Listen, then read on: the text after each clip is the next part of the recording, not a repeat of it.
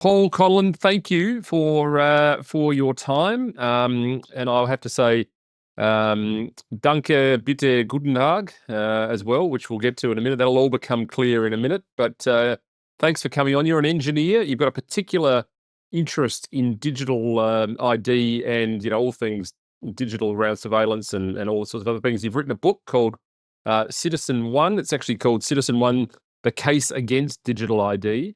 I've read it. I've read most of it, I should say, and it's excellent and also quite frightening. But as I said to you before, I think when we spoke, the thing that really stood out for me was the way in which you relate a personal story back to the problem. So you've done a great job. You've shared some personal history, and that makes you based. So thank you for coming on. But yes, tell us about it. Tell me about the backstory to this as well. It's a pretty interesting personal family story as well. Yes, and good morning, Senator. Appreciate your time today. Absolutely, I'm an engineer. I've got lots of labels. That's a great introduction to a topic like this, isn't it?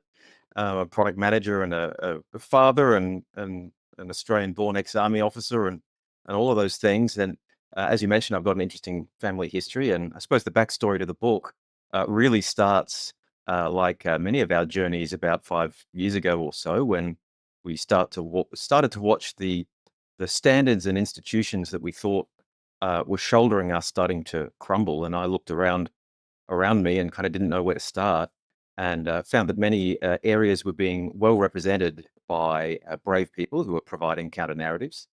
And one area that I thought wasn't being represented very well was digital ID, which I saw as a bit of a linchpin to many of the other bad policies going around at the time. And it occurred to me after some soul searching that I was perhaps in a rather unique position to start speaking out about this topic, particularly because, well, firstly, because of my engineering background, but also because of my family's history in 1930s and 1940s Germany. We all probably fairly loosely aware of the identification and surveillance policies that were around at that time and what they were ultimately used for. And of course, I knew the basics of my family history from growing up, hearing bits about it from my grandmother in particular. But yeah, I dived deep into that and found some very interesting correlations, I suppose, and warnings. So it was a 3-year project. Let's start with that, just because I actually I have to say I was aware of some of the extent of the Third Reich and their identity identification program, but I wasn't aware of the extent of it until really delving into your book. Tell me a little bit about that. What were they doing, and why were they doing it, and how was it used? Well, with absolute knowledge of a population's identity comes absolute command of its destiny. And that doesn't just apply to the era we're talking about. That's a universal truth. And it's a truth that I'm hoping to bring awareness to in our present day and age. So identification was so valuable in the Third Reich that the very first people who followed the Wehrmacht into freshly occupied territories, they weren't logistical people, they were census takers. That was the valuable uh, pursuit for them. So they would identify, categorize, and segregate people as a first priority. And I suppose the genesis of that through my research, interestingly, came from a Freiburg lawyer. I know you've got a legal background yourself. His name was Erwin Kunst. And in 1934, after the regime recently took power, he wrote a personal letter to Hitler and suggested a complete restructure of the way that citizen data was stored by the state. So up until that period of time, uh, there was census data that had been collected for quite a period of time, and that served sort of statistical and planning purposes quite well. But it was geographically indexed. Finding an individual was not a primary purpose of that data. It was a needle in the haystack search, and people could move around. Obviously, you live in different places throughout your life, and the data would be fixed to the household. And Kunst recommended changing that entirely in what he called the Personalitätsprincip, which is effectively the personage principle. He said, if you want control of the population, you're going to have to index your data based on the individual, not the geographical location. And of course, that was immediately adopted as an avenue to power, and everything else, as they say, is history. Yeah, and it's I mean, it makes a lot of sense when you think about it, because if you're a society that's gearing up for total war, which we know the Third Reich were during the 30s, you have to know where your soldiers are, where your nurses are, who's going to be running the factories, how much you've got. And that all really does come back to human capital, doesn't it? You have to know about your population to know how to control them in a manner that helps the state. And we saw that all play out. And the book, particularly the early passages of the book, you sort of correlate all of that back to your grandma, who you call my Oma, which I love all the way through, because it sort of really shows this sort of deep connection to that side of the family and her story. You tell a very, very interesting story, which is where the German phrases of please, hello, and thank you, I think it came from. But I mean, that phrase must have been in your family for a long period of time. What's the connection? What does it mean? And just tell us the story of my Oma. Yeah, sure. So that short German phrase, I guess, far outlived the story, and it's a representation of the flame of liberty that I hope to pass on to my descendants as well. The Danke bitte guten Tag, the thanks please good day, was just one of a few little snippets, kind of rubber meets the road stories that my grandmother or my Oma told me when I was a young boy, actually, and I only valued these stories later in life, when the lessons that I later realized she was teaching me kind of made sense, clicked. But yeah, my family, my Oma and her mother, my great grandmother, were in Berlin in '45, right at the end of the war. You can imagine the scenes from the movie Downfall. They lived through that, and there was an instance where they were sheltering in a basement as the sounds of war kind of came through the streets towards them. And one of the objectives that Goebbels had pursued was the demonization of the approaching soldiers, and African Americans were particularly focused on in that way. They're portrayed as animals and all the sorts of labels that we still see thrown around today. And so that sort of mindset had been implanted, like seeds, into the brains of the population. And so you can imagine these two women cowering in a basement, and suddenly the wooden door was kicked open, and at the top of the staircase there was an African American soldier in U.S. Army uniform. The epitome of what they were told to hate and fear. And this soldier stood there and scanned the room, and fairly quickly identified that there were only two women there, and had a decision to make. How do you categorize these two people? Are they Germans and they just need to be done away with because they're Germans, or are they women and just victims themselves? These are the questions that identification challenges with. And he fairly quickly decided that they were no threat, and mustered the only German that he had at the time, which was that phrase that I opened the book with. And I make the conclusion with that early story that that simple phrase that outlived everyone who heard it in that basement that day really shattered the cumulative propaganda of, at the time, the world's strongest military regime. So an example perhaps of the truth setting you free. Yeah, and it's sort of indicative again of the this phenomenon, I think, of us forgetting history, forgetting the lessons of history, and just thinking that this is different this time. This is not about control. It's not about keep people understanding every moving detail about their population. Because it's just for their own good, as we were told so many times, always for your safety or for security or whatever. That's an old historical anachronism, and today's version is different. But I think one of the conclusions you reach in the book is that everything old is new again, in a sense, and we are seeing some of the same, I guess, things playing out now that were true there and evidenced in that period that she lived through and your grandparents lived through. It does feel that way, doesn't it? It does feel like we've at least forgotten the lessons of history if we ever knew them. Look, absolutely. And this is a very well-trodden path. Identification invariably invites judgment. The two are inseparable. And when we amalgamate identification into one centralized power authority, such as a state, which has the ability to weaponize those judgments, that never ends well. And in engineering, it's all about, as in life, really, it's all about trade-offs. Nothing is for free in this world.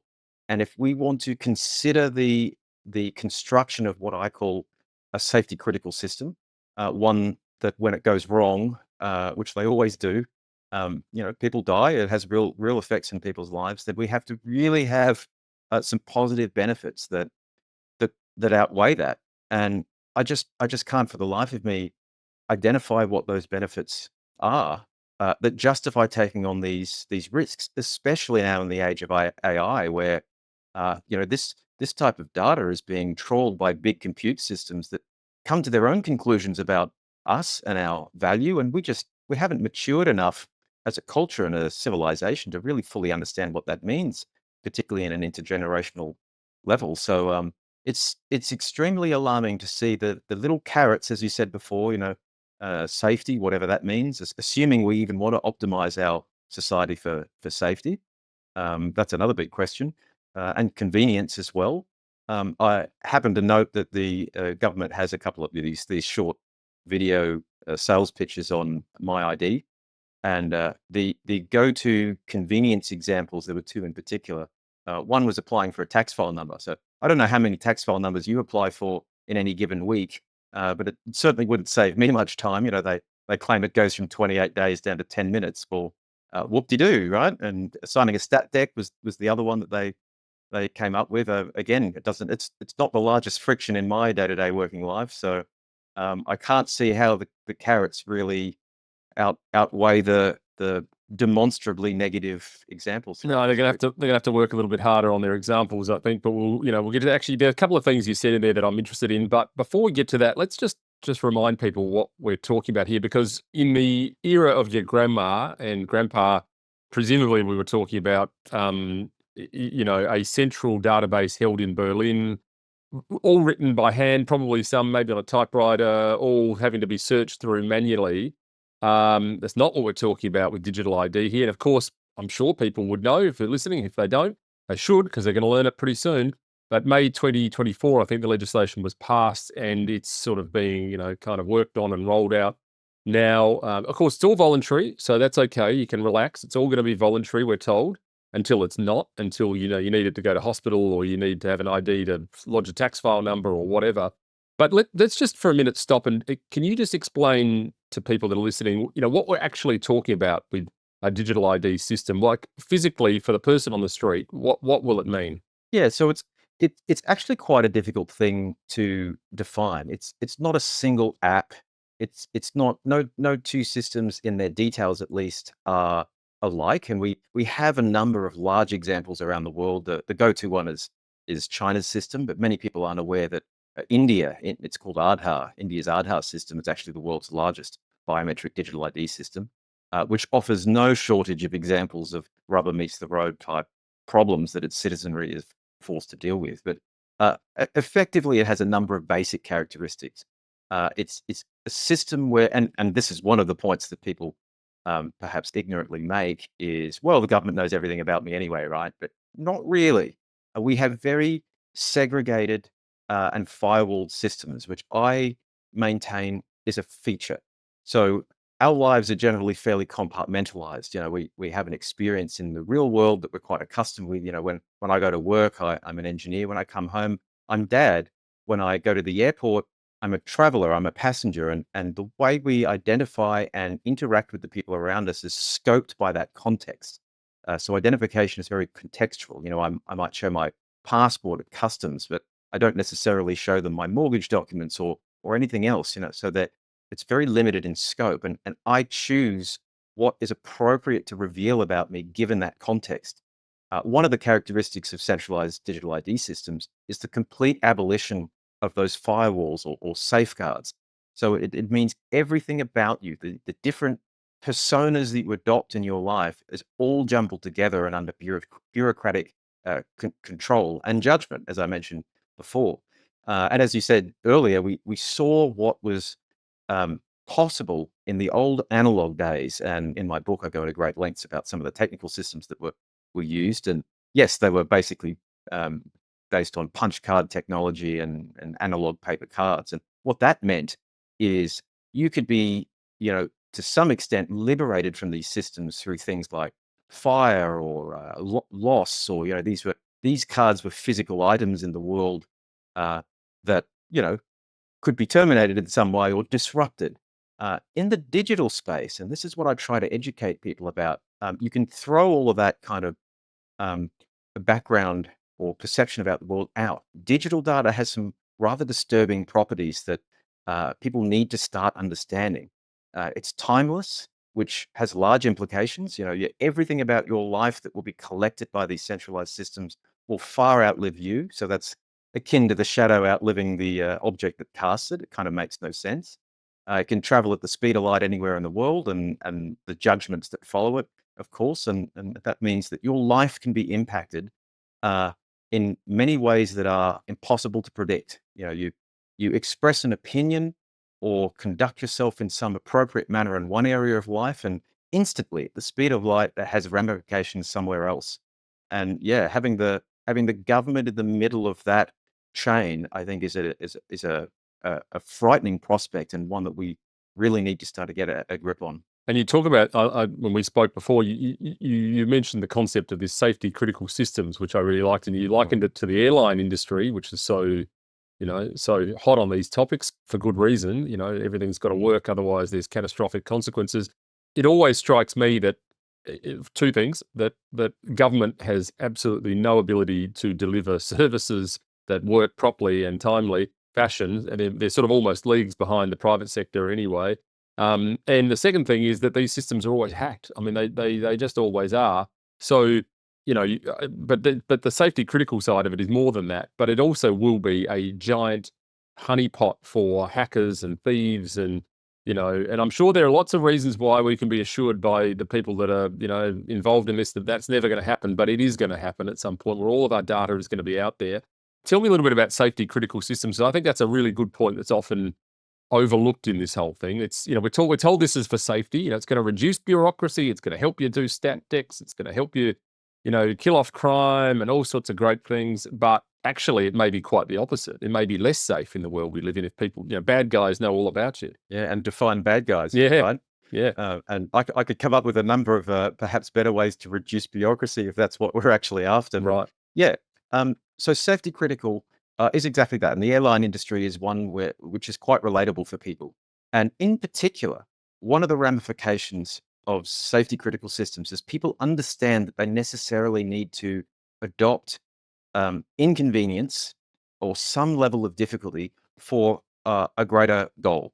So we've all had that experience, I'm sure, where the captains come on the announcement there on the aircraft and say, "Sorry, the engineers just grounded the aircraft for another 30 minutes. We'll be sitting here on the hot tarmac." And everyone kind of sighs, but in the back of their mind, they're very thankful that that engineer decided, that the plane wouldn't go, because we accept that inconvenience because we value the fact that we can just trust that we'll arrive safely at the other end. And this is, imagine the context, the scope of that environment. We have an emotional response when we see an airliner go down, and quite rightly, a few hundred people lose their lives. But digital ID can bring entire nations to its knees, an order of magnitude more dangerous, because when things go wrong, you get all sorts of real tangible effects on the ground.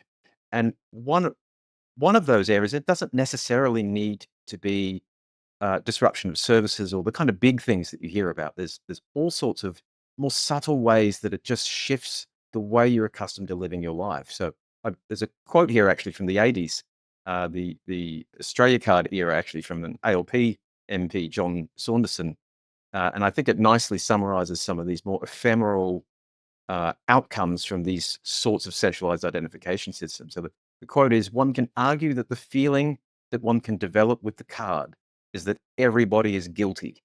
And the only way to prove your innocence is by the production of cards when you are doing your dealings." And that is exactly what we're staring down the barrel of with the digital ID system. In fact, even more so. Yeah, and there was a case actually also in the 80s, if you'll indulge me, where it was called the McGoldrick case, which was perfectly timed given the campaign against the Australia Card at the time. It was involved the HIC, the Health Insurance Commission, at the time.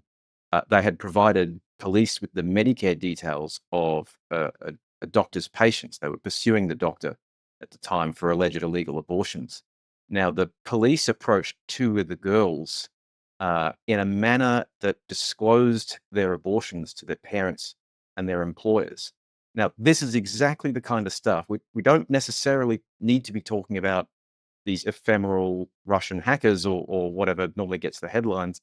Leaks can mean little things like this that fundamentally change your life and your relationships with your family members and your employers in ways that are impossible to predict. And that McGoldrick case was actually fundamental in the successful campaign against the Australia card. And there are plenty of examples in modern times, and I've got quite a few in the book from personal interviews I've done with Indian citizens about the sorts of things that day-to-day things that happen to them in India. And of course, there are plenty of examples back in 1930s Germany as well.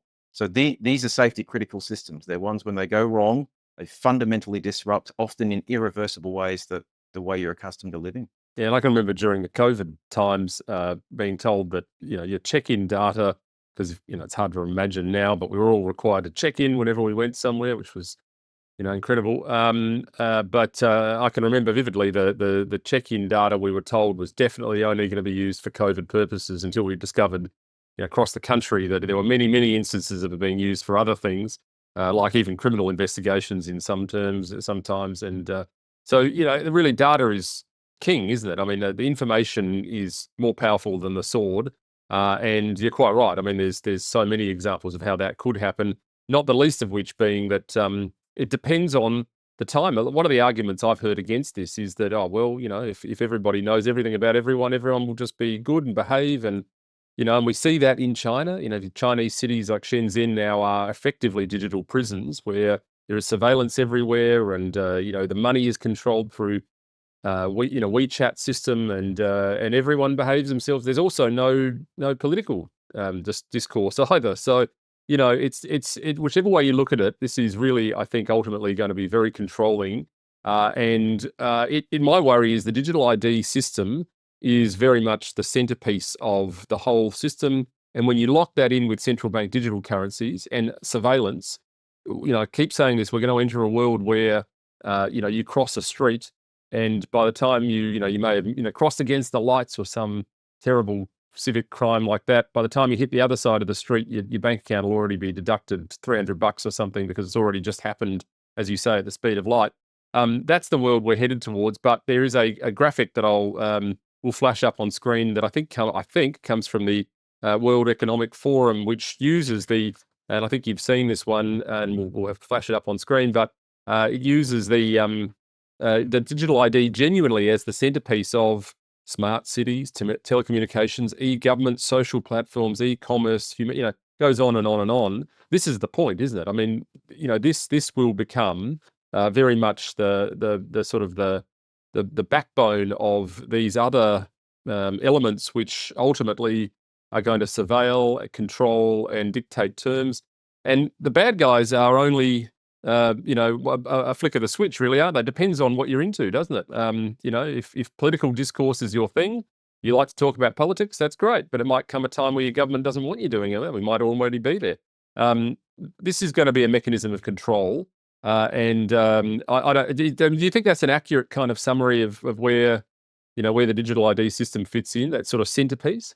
Look, absolutely. And fundamentally, what we're talking about here is power, extreme power.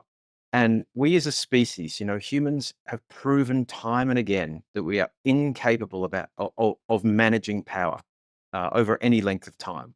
That graphic you showed there basically symbolizes total control over how you live your life and how you express yourself in the world. And what that actually represents, in my mind, is a fundamental redefinition of what adulthood means. When we have certain impressions, we live our lives, and there's an assumption that reaching adulthood is defined by something. And what we're talking about here is changing that definition. And if you'll indulge me, I've got another quote from the 80s, because then I love this Australia Card campaign. I only deal in the 80s now. I only watch 80s movies and yeah, of course, so don't worry, go for your life. I've still got the mixtapes, so for when we can't visit YouTube. Yeah. And that redefinition of adulthood was addressed by Jeffrey Walker. He was the professor of law and the head of department actually at UQ.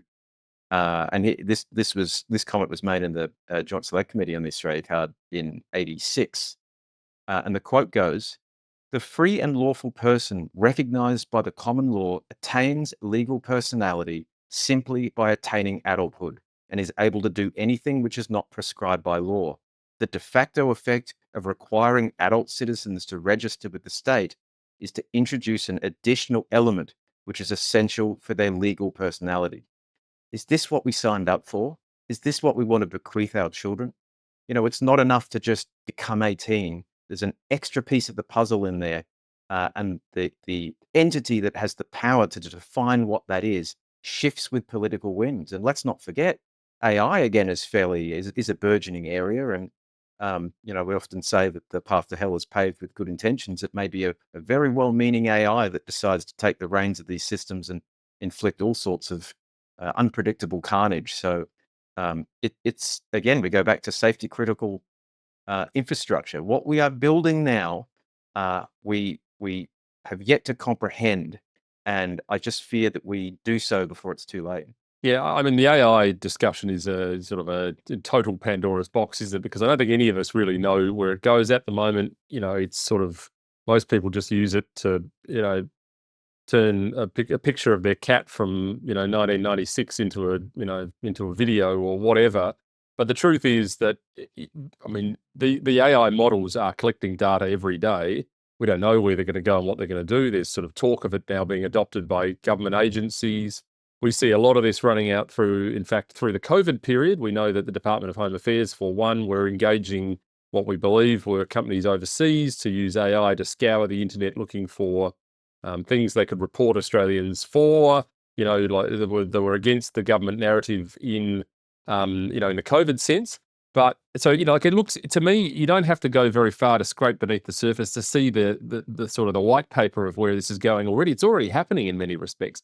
But I mean, this may be outside the field of expertise per se, but you probably have a view on it. Why do you think it is, given the book, the story you tell in the book, the fact that a lot of Australians are from our generation, my generation, your generation, have those links back to a time when this sort of, totalitarianism lived in Europe. But we can't seem to learn the lessons of history, or we can't overlay that version onto this version. What do you think it is? Is it the fact that we're dealing with something quite different this time, in quotes? Or is it just people are lazy to history and they don't want to think about it? What do you think it is? Why have we allowed this? Yeah, I've devoted a fair bit of thought to this because you see this in many areas, don't you? There's that tendency, there's that normalcy bias, or that tendency to think, oh, but that was history. But what you have to remember, what I think that boils down to is um, because we're living in the now, our particular experience about our life, it's not, you don't read it in a book, you're living it. But you need to remember that your life at the moment will be tomorrow's history. Someone else will look back at your life and you'll just blend into all the other, faded yellow historical pages. So there's nothing particularly unique about uh, us now just because we happen to be experiencing it now. All throughout history has been someone's "I'm alive right now." So, but I think it's tempting to just consider that differently, just because you're not reading it in a book. You're not looking back with that 2020 hindsight. So I feel that that's at least in part the genesis of the that'll never happen now, or it's different this time. It's just a consequence of your perception of the present moment. But yeah, it is difficult for people to connect the dots, and I also think there's an overlay of this of in the present moment. There are just so many challenging issues. We have a cost of living crisis at the moment. People are trying to make ends meet, and I appreciate how hard it is to zoom out and see the big picture of what's actually happening from a kind of infrastructure point of view when you're struggling to pay for a couple of pieces of fruit for your family. Yeah, I get that.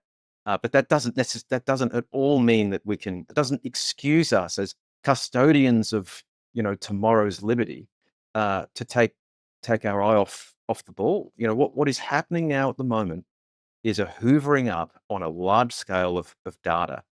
And there's another distinction I'd like to make, and that is between raw data and the evaluation of that data. And the devil's in the details, isn't it? Data might be just recording something about annual rainfall, or there's nothing really special about that, or you can record all sorts of things about a sunset, for example. The color hues and the temperature at the time, but to evaluate, it's your evaluation of that to say, well, that's a beautiful sunset. It's an extra step to take data and then, get some meaning out of that. And the meaning that is derived from the data being collected about us, we have no way of predicting. And as you said, we saw that with the check-in apps.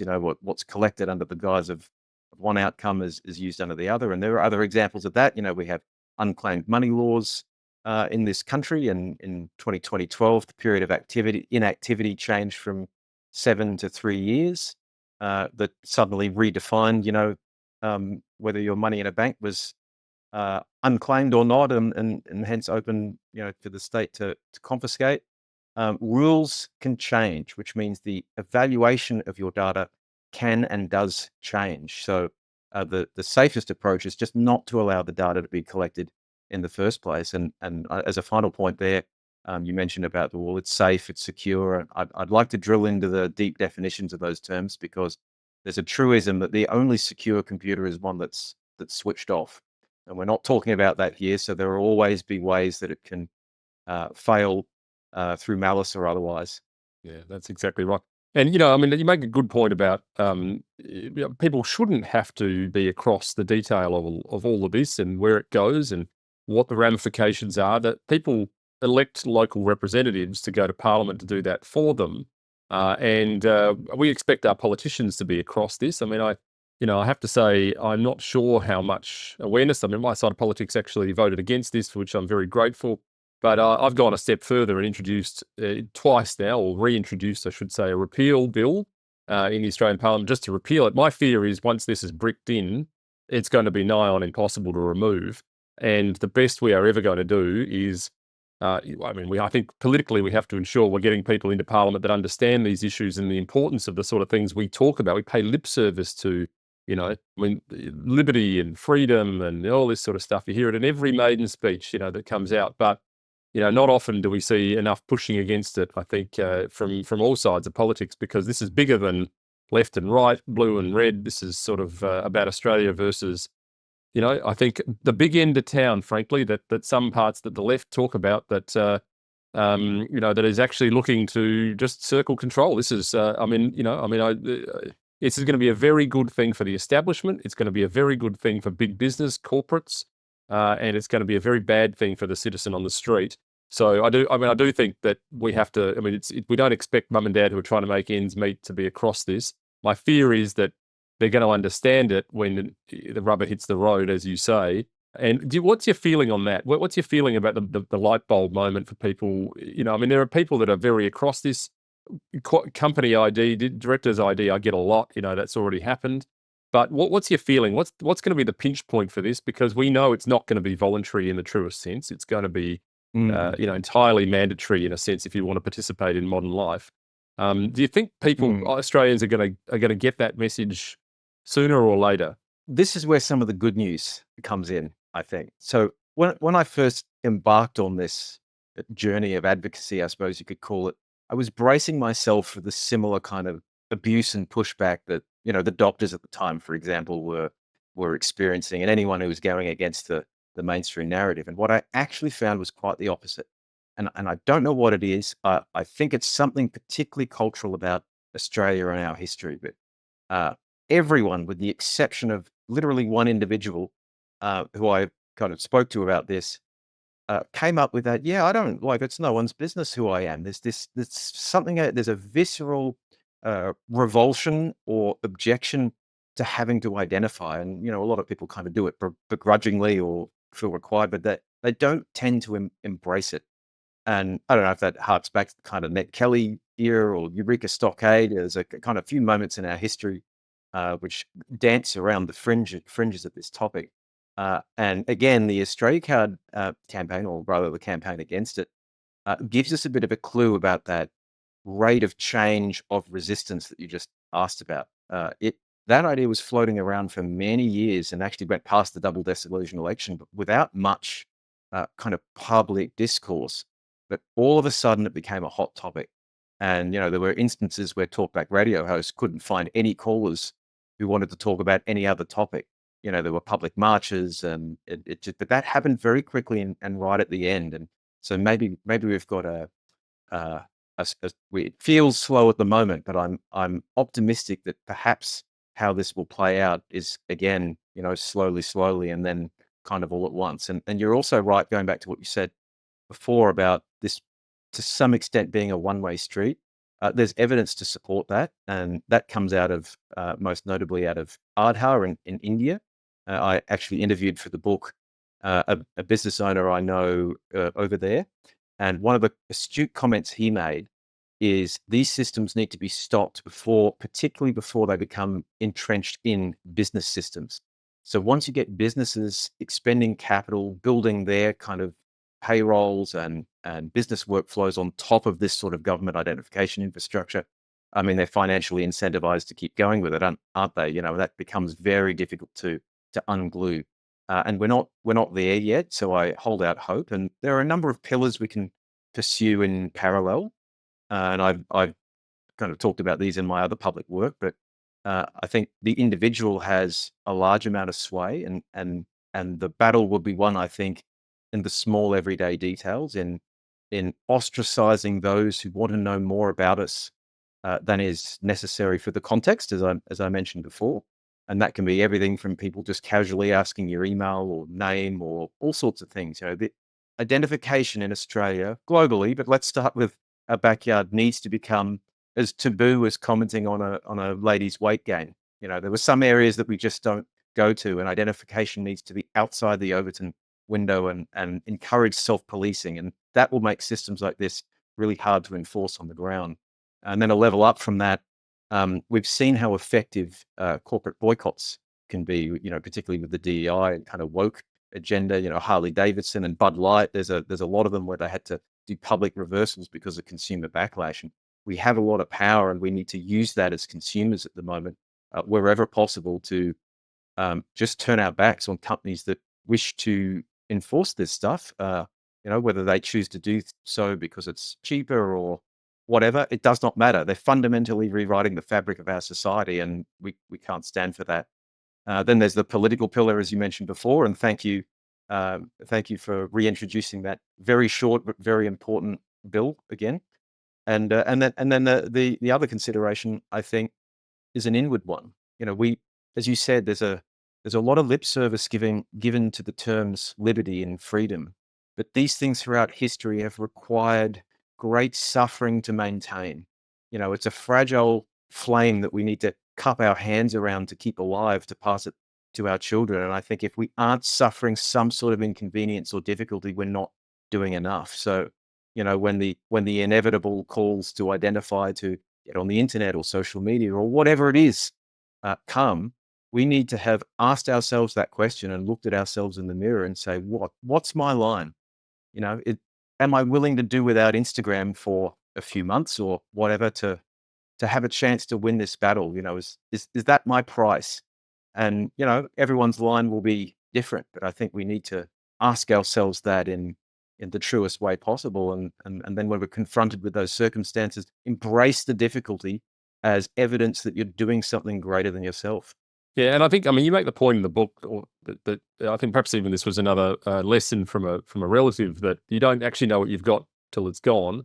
And it does feel like we're boiling the frog a little bit in society. If you go back 20 years, I don't know, I'm sure there's data on this, that there's exponentially more information about us all out there in the public domain. You can find out almost anything about anyone largely by just a simple Google search. Of course, it's all a bit curated and whatever, but it does feel like, it's going to be that moment where, I don't know, someone's going to a barbecue and they go to the shop, they can't buy that steak they want to take because they've already bought two earlier in the week, and we've got climate targets or whatever the nonsensical argument is. It feels almost like that's sort of the moment the penny's going to drop. And until then, it's just sort of this existential creep that we're getting, where people are getting fines now. The AI is reading mobile phone camera photos and just automatically issuing fines. Some are reviewed by humans, some are not. So we're almost there, but it does feel as though people, if it's done slowly, bit by bit by bit, people are less inclined to, to sort of flip out until something happens, and we'll have to wait and see what that is. But Yeah, it's a very different world. The thing that I'm think, as you have rightly pointed out, both in the book and here today, is AI. What's your feeling on where that goes? You made the point at one point that the next, Stalin-like figure could actually be just AI. Literally, we don't know. I mean, it sounds fanciful, sounds like a thing of science fiction, but we're building these learning models. We're feeding it all the data. We're all doing it. Every time you log into Grok or ChatGPT or just the internet, you're feeding data into the machine. Nothing's free, as you say. You are the commodity. What's your feeling with AI, digital ID, and surveillance? I mean, what does the world look like in 20 years if you're taking a guess, a punt?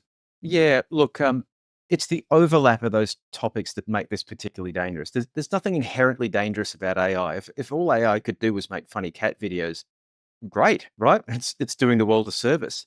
But because data that identifies us is so uniquely valuable, we don't know what that overlap will look like.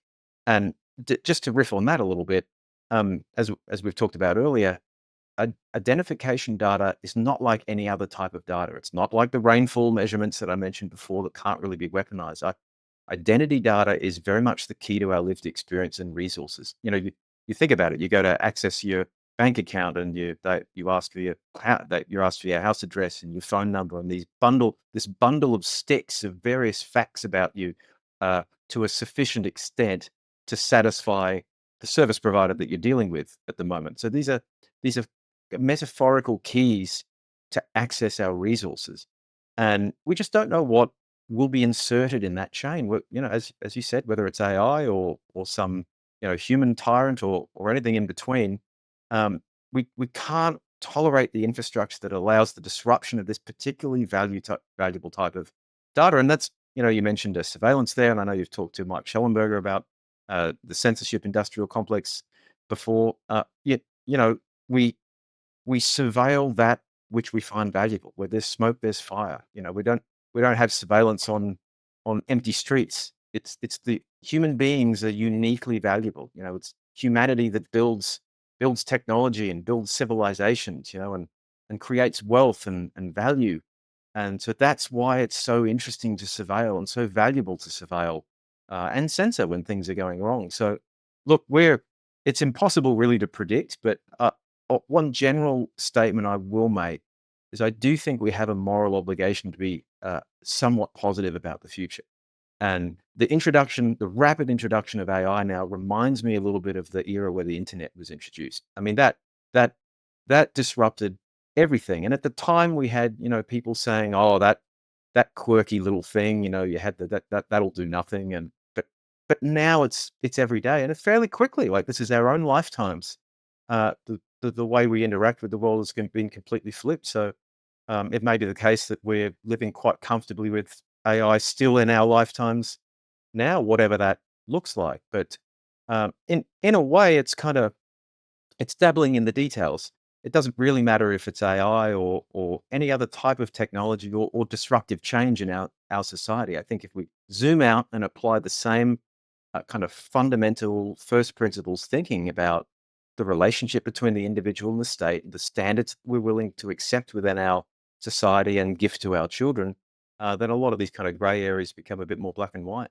Yeah, and what do you think your grandma would say about this whole development? I mean, she would presumably, people that lived through that life experience, I think, were very wise and very, kind of able to see above the tree line on some of these things. What do you think she would say about where we're up to today?